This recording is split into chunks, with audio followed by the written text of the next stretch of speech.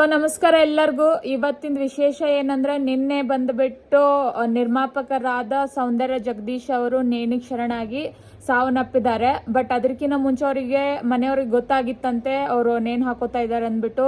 ಆಮೇಲೆ ಅರ್ಧಂಬರ್ಧ ಆದಮೇಲೆ ಎಲ್ಲ ಹಾಸ್ಪಿಟಲ್ ಕರ್ಕೊಂಡು ಹೋಗಿದ್ರು. ಬಟ್ ಅಲ್ಲಿ ಬಂದ್ಬಿಟ್ಟು ಡಾಕ್ಟರ್ಸ್ ಎಲ್ಲ ಇದನ್ನ ಮಾಡಿದ್ರು, ಇಲ್ಲ ಅವ್ರು ಸಾವನ್ನ ಒಪ್ಕೊಂಡಿದ್ದಾರೆ ಅಂತ. ಬಟ್ ಏನು ವಿಶೇಷ ಅಂದ್ರೆ, ಏನಕ್ಕೆ ಅವರು ನೇಣು ಹಾಕೊಂಡಿದ್ದಾರೆ? ಒಂದು ದೊಡ್ಡ ಉದ್ಯಮಿ ಆಗಿ, ಆಮೇಲೆ ಒಂದು ನಿರ್ಮಾಪಕರಾಗಿ ಹಲವಾರು ಒಂದು ಮೂವೀಸ್ ಆಗಲಿ ಸೀರಿಯಲ್ಸ್ ಆಗಿಲ್ಲ ಕೊಟ್ಟಿದ್ರು, ಅವ್ರು ಇಷ್ಟೆಲ್ಲ ಫೆಸಿಲಿಟೀಸ್ ಇದ್ರು ಯಾಕೆ ಈ ಥರ ಮಾಡ್ಕೊಂಡ್ರು? ಮಾನಸಿಕ ಒತ್ತಡ ಅವ್ರಿಗೆ ಏನು ಇರ್ಬೋದು. ಆಮೇಲೆ ಅವ್ರು ಬಂದ್ಬಿಟ್ಟು ಪಬ್ಬು ಅವೆಲ್ಲ ಇದ್ದು ಅಂತೆ, ಅದಕ್ಕೂ ಕೂಡ ಏನೇನೋ ನೋಟಿಸ್ ಬಂದಿದ್ದು ಅಂತೆ.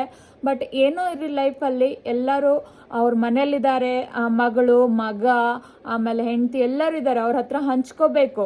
ಅದನ್ನ ಬಿಟ್ಬಿಟ್ಟು ಈ ಥರ ಮಾಡ್ಕೊಳ್ಳೋದು ಸರಿಯಲ್ಲ. ಯಾಕಂದರೆ ನಮ್ಮನ್ನು ನಂಬಿ ತುಂಬ